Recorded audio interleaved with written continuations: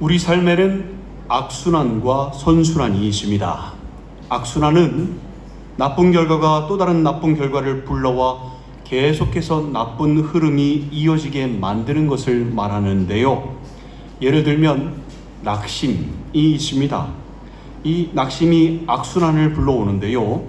작은 실패나 상처로 인해서 마음이 무너지고 자신감이 떨어지면 나는 안 돼 라는 생각이 머릿속에서 반복되고요. 이 부정적인 자기 암시가 쌓여서 낙심하게 됩니다. 이 낙심이 길어지다 보면 무기력으로 이어지는데요. 낙심이 깊어지면서 의욕을 잃고 해야 할 일에도 손이 잘 가지 않게 되고 삶의 의미와 목적을 찾기도 어렵고 그래서 점점 더 게으른 쪽으로 그리고 점점 더 포기하는 쪽으로 가게 되어 있는 것입니다. 또 이 무기력이요 방황으로 이어지는데요. 무기력이 깊어지면서 삶의 방향을 잃고 흔들리게 되고 정체성을 잃거나 잘못된 방향으로 빠져서 크게 방황하게 되는 것입니다. 이 방황이요 더 큰 낙심으로 되돌아오는데요. 역시 나는 안 돼, 뭘 해도 안 돼 라는 좌절감으로 더 악화되어서 낙심이 이전보다 더 커져서 시작할 때보다 더 무거운 절망감으로 되돌아가며 악순환이 계속해서 이어지게 되는 것입니다. 이것이 낙심이 불러오는 악순환인데요. 낙심이 무기력이 방황으로, 방황이 더 큰 낙심과 절망으로 이렇게 계속해서 순환되는 것입니다. 여기서 끝나는 게 아니라 악순환이 또 다른 악순환을 만들어내는데요. 방금 전에 낙심의 악순환 중에 방황이 있었지요. 이 방황이 중독의 악순환을 만들어냅니다. 방황하면서 도피성으로 손을 대는 것들이 있는데요. 이것들로 인해서 중독이 되는 것입니다. 작게는 스마트폰 중독이나 게임 중독에서부터 음란물 중독에 빠지거나 아니면 알코올 중독에 빠지거나 아니면 도박 중독 아니면 마약 중독에까지 중독의 영역이 연령별로 취향별로 다양합니다. 그게 무엇이든 간에 처음에는 즐거움을 찾아 힘든 현실로부터 도피하여 위안받기 위하여 일탈로 일시적 만족을 위해서 손을 댄 것이지만 손을 대는 그 순간에만 현실을 잊을 뿐 현실의 근본적인 문제는 해결되지 않고 그대로 있을 뿐이지요. 오히려 일시적인 즐거움과 만족을 위해서 손을 댄 것에 내성이 생기고 더 큰 갈망이 생겨서 점점 더 많은 시간, 점점 더 강한 자극이 필요하게 됩니다. 그러면 그럴수록 현실은 더 무거워지고 더 악화되어서 삶의 여러 영역이 무너지기 시작하죠. 그러는 동안에 그런 현실을 보게 되면서 죄책감도 심해지고요. 불안감도 심해지고 스스로를 책망하고 괴로워하면서 다시 그 중독에 기대고 그 중독에 도피하게 되는 것입니다. 그래서 결국에는요. 더 찾을수록 더 무너지고 더 무너질수록 더 찾는 이 중독의 악순환에 빠지게 되는 것입니다. 이게 악순환의 무서움입니다. 악순환에 빠지지 않는 것이 최선이겠지만 이미 악순환에 빠져 있다면 거기서 벗어나야 합니다. 회복해야 합니다. 사람이니까 실패할 수 있고 사람이니까 상처받을 수 있습니다. 현실이 너무나 고달프고 힘들어서 의지할 무언가를 찾을 수도 있겠습니다. 그런데 한번 악순환에 들어가게 되면요. 돌고 도는 그 순환 속에서 너무나 많은 것을 잃게 되니 악순환이 가져오는 폐해를 인식하고 벗어나려는 의지가 있어야 합니다. 순환되는 고리의 한 부분을 끊고 나오려고 하는 의지가 있어야 하는 것입니다. 나와봤자 세상을 견딜 힘과 살아갈 힘이 없다라고 생각하는 것은 그거는 오랜 시간 악순환 속에 갇혀서 역시 나는 안 돼, 뭘 해도 안 돼 라는 무기력에 빠져 있었기 때문인데요. 나라는 사람이 원래 루저이기 때문에 뭘 해도 안 되는 것이 아니라 악순환에 빠져 있었기 때문에 무기력에 빠질 수밖에 없었던 것입니다. 한번 생각해 보십시오. 만약 A로부터 돈을 빌렸는데 그 돈을 갚기 위해서 또 B로부터 돈을 빌리고 또 B에게 빌린 돈을 갚기 위해서 C에게 또 돈을 빌리고 이런 식으로 카드 돌려막기 하듯이 계속해서 빌리다 보면 어떻게 되겠습니까? 갚을 때마다 그냥 갚습니까? 원금만 갚습니까? 아니지요. 갚아야 되는 원금에 이자를 붙여서 갚지요. 그러니 갚아야 하는 원금이 점점 더 불어나지 않겠습니까? 뭔가 노력을 해서 갚아가려고 하는데 현실은 빚만 늘어가니 그 악순환 속에서는 당연히 무기력해질 수밖에 없지요. 당연히 나는 뭘 해도 안 돼라는 생각이 들 수밖에 없지요. 어떻게 해야 합니까? 어떻게 해야 악순환의 고리를 끊고 벗어날 수 있을까요? 어떻게 해야 악순환으로부터 완전히 벗어나 다시 되돌아가지 않을 수 있을까요? 그 답은요, 선순환에 있습니다. 선순환은 악순환과 반대로 좋은 결과가 또 다른 좋은 결과를 불러와서 계속해서 좋은 흐름을 이어가게 만드는 것을 말하죠. 이 선순환으로 갈아타게 되면 악순환으로부터 완전히 벗어날 수 있고요, 다시는 악순환에 빠지지 않게 되는 것입니다. 사는 환경이 악순환에 빠질 수밖에 없는 환경인데, 그런 조건인데 어떻게 선순환에 들어갈 수 있냐고요? 아닙니다, 여러분. 환경과 상황이 안 좋기 때문에, 조건이 상당히 부정적이기 때문에 악순환에 빠지는 것이 아닙니다. 악순환에 빠지는 이유는요, 선택을 잘못해서 악순환에 빠지는 것입니다. 예를 들어서 스트레스를 생각해 보십시오. 스트레스 자체는 부정적인 조건이지요. 스트레스를 받을 수밖에 없는 안 좋은 환경과 상황이라고 할지라도 이 스트레스를 어떻게 대응하느냐에 따라서 악순환에 들어갈 수도 있고 선순환에 들어갈 수도 있습니다. 만약 스트레스를 먹는 것으로 푸는 사람은 스트레스를 받을 때마다 폭식을 하겠지요. 그로 인해 체중이 불어나겠지요. 몸의 염증 수치가 올라가겠지요. 건강이 나빠져서 스트레스는 더 받겠지요. 그럴수록 또 더 먹겠지요. 벗어날 수 없는 거 아닙니까? 이런 악순환에 빠지게 되겠지요. 또 스트레스를 술로 푸는 사람은 매 순간 스트레스 때문에 술을 달고 살다가 되돌릴 수 없는 뇌 손상 오겠지요. 알코올이 해마의 손상을 가져오는데 상당한 기억의 손상을 가져오겠지요. 간 손상은 어떻습니까? 마찬가지지요. 알코올 중독에 이 악순환에 빠지게 되겠지요. 반면에 이 스트레스를 운동으로 푸는 사람은 어떨까요? 규칙적으로 운동하게 되지 않겠습니까?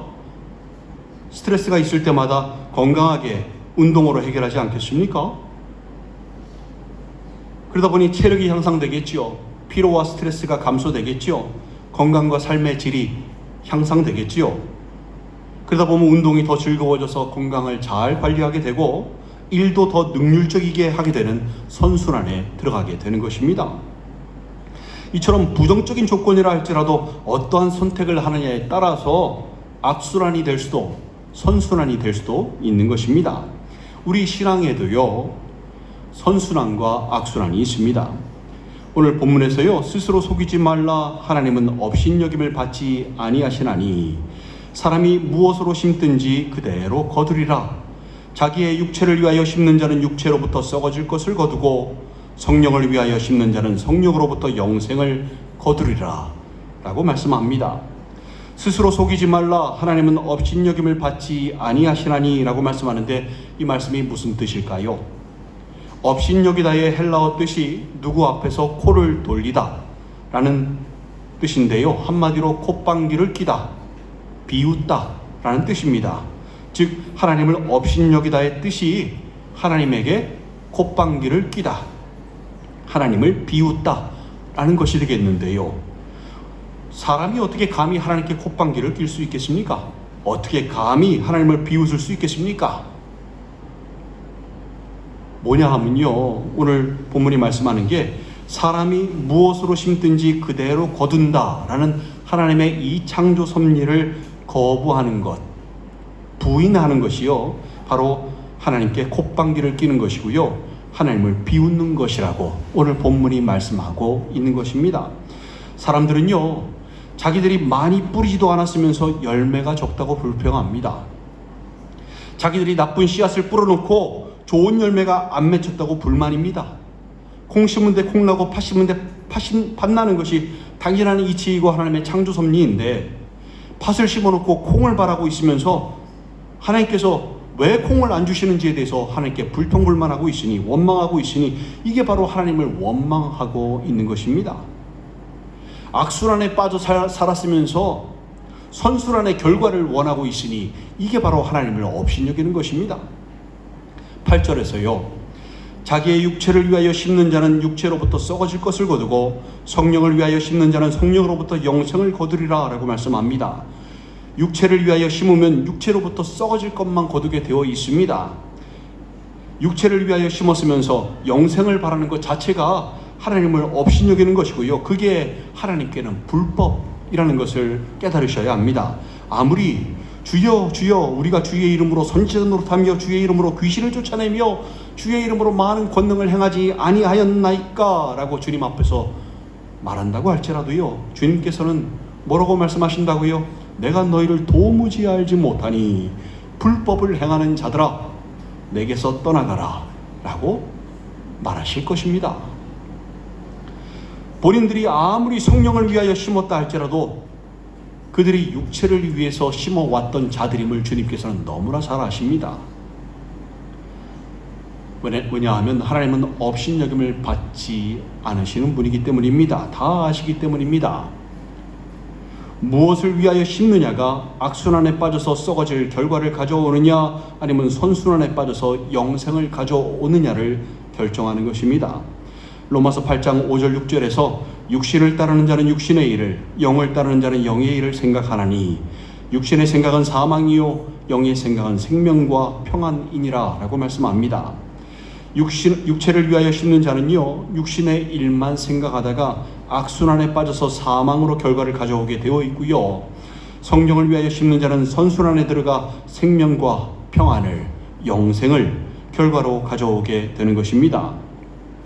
이 두 가지를 동시에 심는 것은 불가능합니다. 우리 안에 어느 하나가 강하면 다른 하나는 자연적으로 약해지게 되어 있습니다. 즉 육신의 생각이 영의 생각보다 강하게 되면 육체를 위하여 심는 자가 되는 것이고요, 영의 생각이 육신의 생각보다 강하게 되면 성령을 위하여 심는 자가 되는 것입니다. 우리 안에 있는 이 두 생각 중에 누구나 이 두 생각을 가지고 있거든요. 근데 이 두 생각 중에 어느 쪽을 더 생각하느냐에 따라서 우리가 어떤 사람인가 결정이 되는 것입니다. 로마서 8장 7절 8절에 보면 육신의 생각은 하나님과 원수가 되나니 이는 하나님의 법에 굴복하지 아니할 뿐 아니라 할 수도 없음이라. 육신에 있는 자들은 하나님을 기쁘시게 할 수 없느니라 라고 말씀합니다. 육신의 생각은 사망이고요, 하나님과 원수가 된다고 말씀합니다. 하나님의 법에 굴복하지 아니하고 굴복할 수도 없기 때문이라고 말씀합니다. 또한 육신의 생각으로 가득 찬 육신에 있는 자들은 하나님을 절대로 기쁘시게 할 수 없다라고 말씀합니다. 육신의 생각이 육신의 일을 생각하는 것이라고 하였지요. 갈라디아서 5장 19절 21절에 보면요, 이 육신의 일이 뭔지 말씀하는데요, 육체의 일은 분명하니 곧 음행과 더러운 것과 호색과 우상숭배와 주술과 원수 맺는 것과 분쟁과 시기와 분냄과 당짓는 것과 분열함과 이단과 투기와 술취함과 방탕함과 또 그와 같은 것들이라. 전에 너희에게 경계한 것 같이 경계하노니 이런 일을 하는 자들은 하나님의 나라를 유업으로 받지 못할 것이요 라고 말씀합니다. 이 육신의 일들을 생각하는 것이 바로 육신의 생각입니다.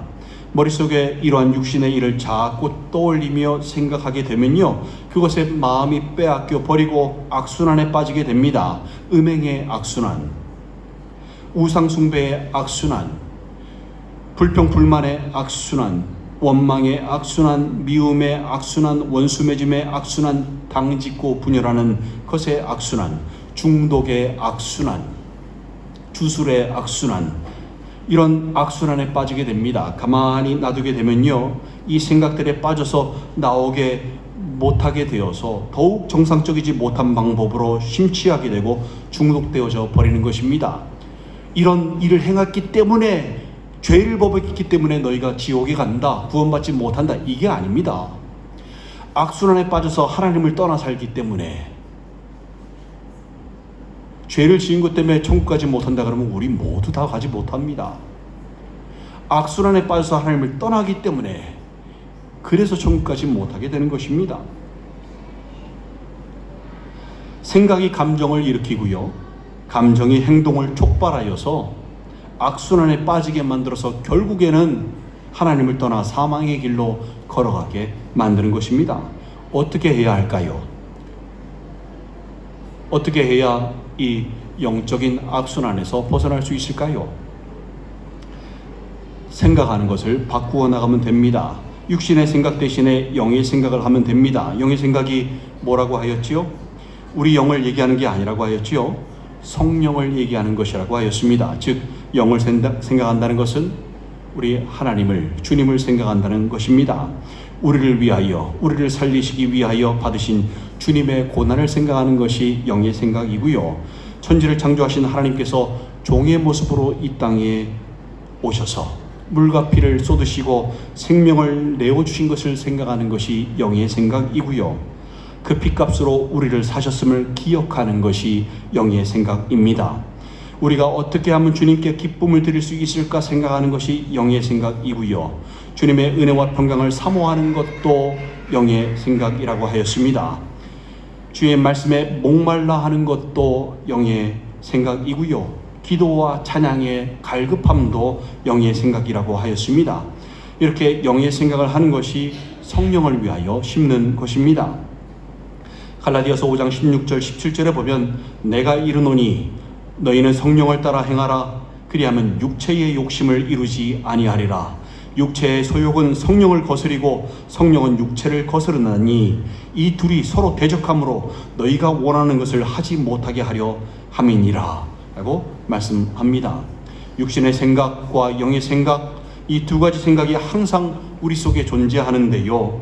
문제는 어느 생각이 우세하냐는 것인데 한쪽을 더 많이 생각하면 다른 한쪽은 자연적으로 줄 수밖에 없는 것입니다. 이게 바로 영적인 전쟁이라고 하였지요.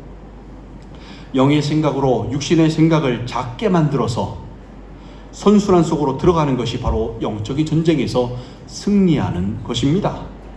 여러분, 특히 불평불만을 조심하시기 바랍니다.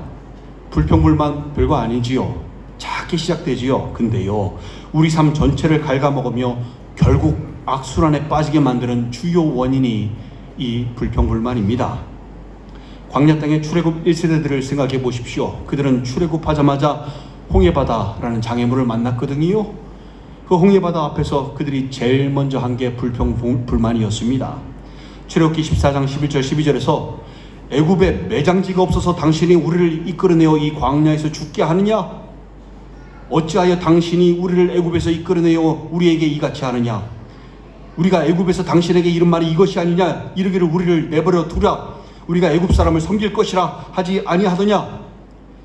애굽 사람을 섬기는 것이 이 광야에서 죽는 것보다 낫겠노라 라고 불평불만합니다. 왜 구원해냈냐? 이렇게 죽게 하려고 구원해냈냐? 라고 불평불만과 원망을 하지요. 홍해바다가 열렸습니다. 하나님께서 또 구원을 베풀어 주셨습니다. 잠깐 기뻐합니다. 그러다가 3일도 채 지나기 전에 이들이 불평불만이 또 시작이 됩니다. 먹을 것이 없어요. 그러니까 배고팠다기보다는 먹고 싶은 것들이 많았겠죠. 입이 심심했겠죠. 그러니까 눈앞에 보이는 건 먹을 것도 없으니까 이렇게 불평불만합니다. 차라리 애굽에서 떡을 배불리 먹었을 때 죽었으면 좋았을 걸 이라고 또 불평불만합니다. 이들이 특히 먹고 마시는 것 때문에 불평불만을 많이 하는데요. 애굽에 있을 때 먹었던 생선, 오이, 수박, 부추, 파, 마늘 이런 향신료가 들어간 음식들을 먹고 싶다고, 어떻게 그런 것들도 먹을 수 없게 만드냐고, 이게 뭐냐고 이러려고 구원했냐고 불평불만하고 원망을 합니다. 가나안 땅 입구 도시인 가데스 바네아에 이르렀을 때는 또 어떠했습니까? 10명의 정탐꾼들의 말에 귀 기울여 듣지 않았습니까? 자신들은 메뚜기에 불과하다고 부정적인 말을 하자마자 다 그냥 주저앉아서 엎드려져서 통곡을 하며 자신들을 이렇게 죽게 만들려고 애굽에서 이끌어냈냐고 불평불만하지 않았습니까? 그게 민수기 14장 2절 3절 말씀인데요. 우리가 애굽 땅에서 죽었거나 이 광야에서 죽었으면 좋았을 것을 어찌하여 여호와가 우리를 그 땅으로 인도하여 칼에 쓰러지게 하려 하느냐? 우리 처자가 사로잡히리니 애굽으로 돌아가는 것이 낫지 아니하랴라고 또 불평불만합니다.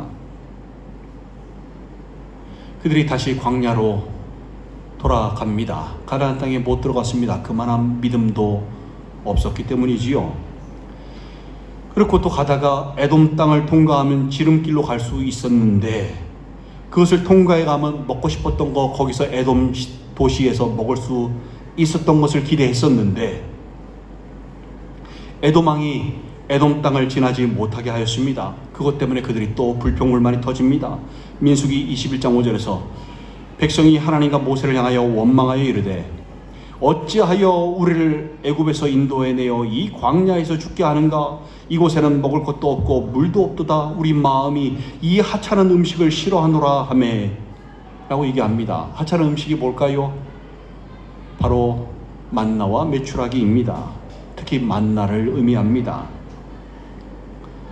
하나님께서 주신 은혜가 이들에게는 하찮은 것이 되어버린 것입니다. 하나님께서 주신 99가지의 은혜를 잃어버리고 먹는 것 하나, 그 하나 만족스럽지 못하다고 하나님을 원망하는 것입니다. 또 있습니다. 마라에서 쓴물이 나와 마시지 못하시오. 그러니까 또 원망을 합니다. 사실 2시간 거리에 엘림이라는 곳에 오아시스를 예비해 놓으셨는데 그것도 모르고요. 원망부터 하고 불평불만부터 합니다. 이렇게 이들은요 광야 생활 내내 원망을 하고 불평불만합니다. 물이 없다, 만나가 실증난다, 이 하찮은 음식이 정말 싫다, 물이 쓰다, 고기가 없다, 편하게 걸어갈 길이 없다, 왜 돌아가냐? 우리는 메뚜기처럼 약하고 작은데 가나안 땅에 들어가서 죽으란 소리냐? 이렇게 불평불만하고 끊임없이 원망을 합니다. 여러분, 불평불만하는 순간부터 99가지 베풀어 주신 하나님의 선하신 은혜는 기억나지 않고요. 원망거리들만, 불평불만거리들만 크게 보이는 것입니다. 불평불만을 하는 순간부터 하나님께서 예비하고 계시는 길은 전혀 보이지 않습니다. 그들에게 임했던 하나님의 은혜가 적었습니까? 부족했습니까? 하나님의 돌보심이 모자랐습니까? 정말 애굽에서 잘 지내고 있었는데 하나님께서 억지로 그들을 끄집어내셔서 삶을 힘들게 하신 겁니까? 아니지요. 전혀 그렇지 않은데 그들은 하나님께서 자신들을 죽이기 위해서 광야로 끌고 나오신 것이냐며 이럴 거라면 왜 데리고 나온 거냐며 왜 구원했냐며 차라리 애굽에서 종살이하게 놔두지 왜 데리고 나왔냐며 불평불만하고 원망한 거 아닙니까? 이 불평불만으로 악순환에 빠진 사람들의 모습이 바로 이들의 모습입니다. 그들이 가나안 땅에 들어갔습니까? 못 들어갔습니까? 끝까지 못 들어갔습니다. 그리고 광야에서 멸망당했다는 사실을 여러분 잊지 마시기 바랍니다. 불평불만은요 하나님께서 주신 99가지의 은혜를 보지 못하게 하고요 자기에게 없는 것 단 하나, 그거 하나에 초점을 맞춰서 그거를 크게 보게 만듭니다. 그래서 마음을 병들게 만듭니다. 작은 불평이 큰 원망이 되고 큰 원망은 불신앙으로 이어지고요. 불평, 불만, 원망, 불신, 그리고 더 큰 불평불만과 좌절, 원망, 이렇게 악순환이 불만의 악순환이 만들어지게 되는 것입니다. 이 불평불만은 전염성도 너무 심한데요. 한 사람이 불평불만하면 그 주변이 분위기가 무거워지고요. 같이 불평불만이 시작이 됩니다. 주변이 같이 불평불만에 빠지게 되는, 그래서 공동체 전체가 위협을 받게 되는, 영향을 받게 되는 심각한 전염성을 가지고 있습니다. 여러분 조심하셔야 합니다. 불평불만은 우리 마음에 쉽게 들어옵니다. 날씨가 더워도 불평, 비가 와도 불평, 날씨가 맑아서 해가 쨍쨍해도 불평, 밥이 많아도 불평, 밥이 적어도 불평, 뭐래도 불평불만 하는 사람들이 있습니다. 이거는 단순히 습관이 아니라요 영적인 방향을 결정하는 무서운 힘을 가집니다.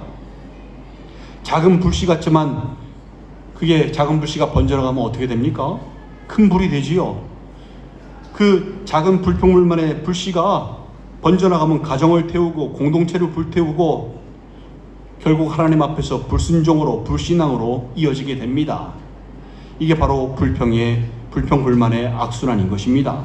어떻게 해야 할까요? 어떻게 해야 이 악순환에서 벗어날 수 있을까요? 바로 감사의 선순환으로 들어오시면 됩니다. 불평불만의 반대말이 뭐지요? 바로 감사입니다. 성경에서 말씀하는 감사의 속뜻이 무엇이었습니까? 하나님의 선하신 은혜를 기억하는 것. 이게 바로 성경에서 말씀하는 감사의 속뜻이었습니다. 자신에게 없는 한 가지를 보지 말고요, 하나님께 받은 99가지의 은혜를 떠올리면 됩니다. 은혜를 아는 것도 은혜입니다. 하나님께서 은혜를 주셨는데 은혜를 못 알아봐요. 그게 은혜인지도 모릅니다. 자기가 숨쉬고 살아가는 것조차 은혜인데 그걸 못 알아봅니다. 그러면 그게 뭡니까? 하나님의 은혜를 헛되이 받게 되는 겁니다. 은혜를 아는 것도 은혜입니다. 없는 것 대신에 이미 받은 것을 떠올리다 보면요, 은혜가 넘칩니다. 부정적인 조건인 문제 앞에서, 또 어려운 환경과 상황 앞에서 불평불만하고 주저앉지 말고, 불신의 모습을 보이지 말고, 이게 바로 불평불만의 악순환 아닙니까? 똑같은 문제와 똑같이 어려운 환경과 상황 속에서도 하나님께 받은 은혜를 하나씩 떠올리다 보면요, 불평의 악순환이 아닌 감사의 선순환 속으로 들어가게 됩니다.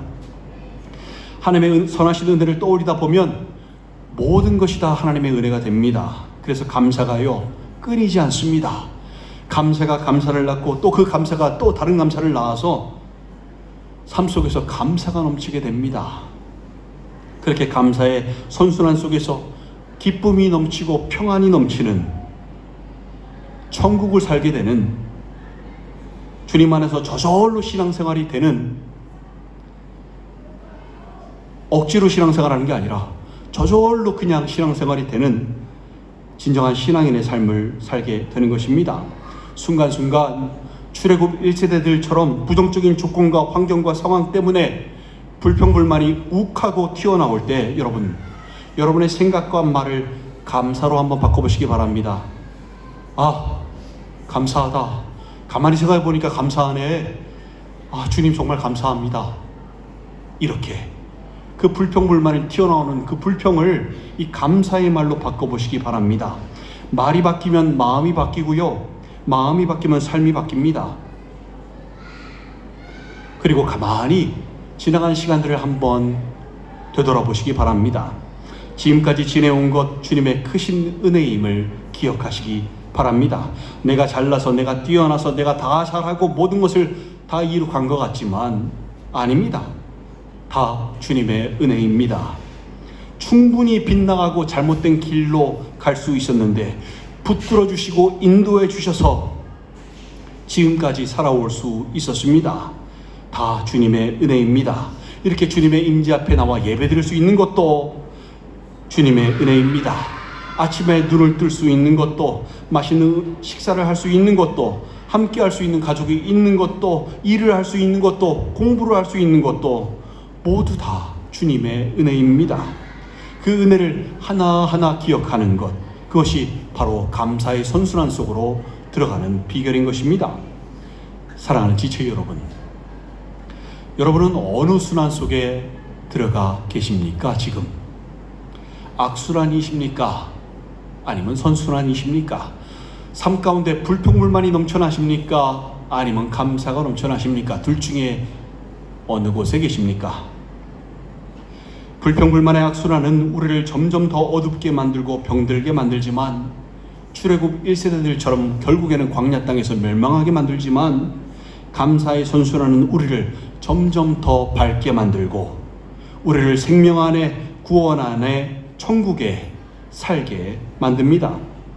신앙인은요, 불평불만의 이유가 몇 가지 있어도 그 몇 안 되는 불평의 이유보다 하나님의 은혜가 훨씬 더 셀 수 없게 많고 큼을 알고요, 그것을 느끼고 감사할 줄 아는 사람들입니다. 디모데 후서 3장 1절 2절에 보면요, 말세에 나타나는, 믿는다고 하는 사람들에게 나타나는 어떤 현상에 대해서 말씀하는데요, 그 현상들 중에 하나가 뭐냐 하면 감사하지 아니하며입니다. 감사하지 않는 모습, 혹시 여러분의 모습은 아니십니까? 혹시 육체를 위하여 심고 계셔서 음행의 악순환, 우상숭배의 악순환, 불평불만의 악순환, 주술의 악순환, 원망의 악순환, 미움의 악순환, 원수매짐의 악순환, 당짓고 분열함의 악순환, 중독의 악순환에 빠져 계신 것은 아니십니까? 이제 악순환의 고리를 끊기 위해서 하나님의 선하신 은혜를 떠올리시기 바랍니다. 그게 바로 악순환의 연결고리를 끊는 비결인 것입니다. 무기력이 빠져서 나는 안 돼, 뭘 해도 안 돼, 그러지 마시고요. 다 죽은 사람도, 아니 죽은 사람도 살리시는 분이 우리 하나님이십니다. 천지를 창조하신, 말씀으로 천지를 창조하신 분이 우리 하나님이십니다. 못하실 것이 없으십니다. 악순환의 고리를 끊을 수 있습니다. 하나님의 선하신 은혜를 떠올려 보시기 바랍니다. 여러분이 가지지 못한 것에 초점을 맞추지 마시기 바랍니다. 이미 주시고 받은 것에 초점을 맞춰서 하나님의 은혜를 하나하나 떠올려 보시기 바랍니다. 그게 바로 감사입니다. 그렇게 되면요, 감사가 감사를 낳고, 그 감사가 또 다른 감사를 낳고, 끊임없이 감사가 넘치지요. 그 감사가 아무것도 염려하지 말고 다만 모든 일에 감사와 기도로 너희 구할 것을 감사함으로 하나님께 아뢰라. 그리하면 모든 지각에 뛰어난 하나님의 평강이 너희 마음과 생각을 지키시리라 라고 말씀하지 않습니까? 여러분, 그 감사의 선순환 속으로 들어오시기 바랍니다. 주님께서요, 약속하신 대로 항상 더 큰 은혜를 준비해 놓으십니다. 어제 주셨던 은혜보다 오늘 주시는 은혜가 더 크고요, 오늘 주시는 은혜보다 내일 주실 은혜가 더 큰 것입니다. 이 은혜의 홍수 속에서 기쁨과 평안으로 주님 안에서 천국을 살아가시는 여러분들 되시기를 간절히 소망합니다. 하나님의 은혜와 평강이 이제는 더 이상 육체를 위하여 심다가 악순환에 빠지지 아니하고 성령을 위하여 심으며 감사의 선순환 속에서 살기를 소망하는 여러분들과 영원히 함께 하시기를 주님의 이름으로 간절히 축원드립니다. 함께 기도하시겠습니다. 여러분, 지나간 시간들 한번 되돌아보시겠어요? 정말 감사하지 않습니까? 모든 것이 다 하나님의 은혜 아닙니까? 이 하나님의 은혜를 떠올리지 못하게 되면요, 자기가 현재 뭐 하고 싶은 게 있는데 자기한테 지금 없는 것, 왜 하나님께서 나에게 이걸 주시지 않지? 아니, 내가 이렇게 기도를 했는데 왜 하나님은 나에게 이걸 들어주시지 않지? 이 모습으로 일관하게 되면요, 불평불만의 악순환에 빠지게 됩니다. 아예 감사하고는 정반대되는 방향으로 갑니다. 불순종으로, 불신앙으로 그렇게 믿음과는 역방향으로 흘러갈 수밖에 없는 것입니다.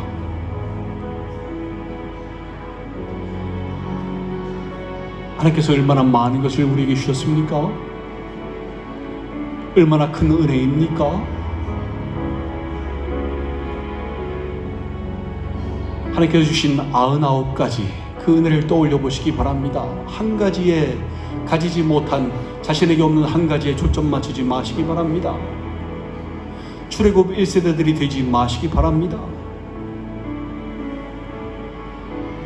모든 것이 다 하나님의 은혜입니다. 나를 붙드시고 나를 살리시는 하나님, 그 하나님의 은혜가 어제도 붙들어 주셨고 오늘도 나를 붙드시며 내일도 나를 붙드실 것입니다. 그 은혜 안에 사시기 바랍니다. 하나님의 평강 안에 사시기 바랍니다. 천국을 사시기 바랍니다. 지나갔던 시간들, 불평불만으로 살았던 지난날의 모습들 회개하며 다시 감사함으로 은혜를 기억하며 하나님 앞에 나아가는 시간 갖도록 하겠습니다. 함께 기도하시겠습니다.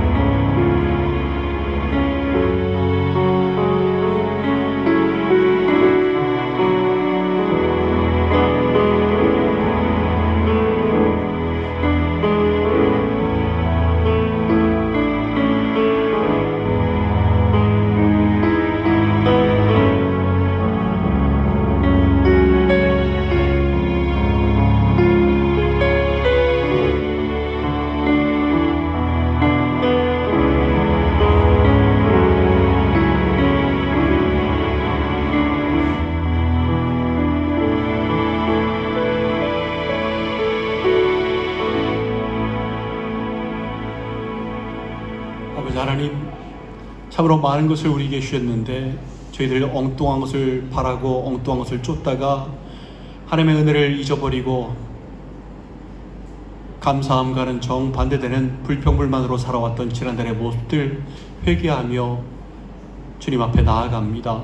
한 사람 한 사람 불쌍히 여겨주시고 붙들으셔서 마음을 지킬 수 있도록 은혜 베풀어 주시옵소서. 이제는 더 이상 불평불만의 악순환이 아니라 감사의 선순환에 들어와서 삶 가운데 은혜가 넘치고 평강이 넘치고 또 천국을 살아가는 진정한 신앙인의 삶 살게 하여 주시옵소서.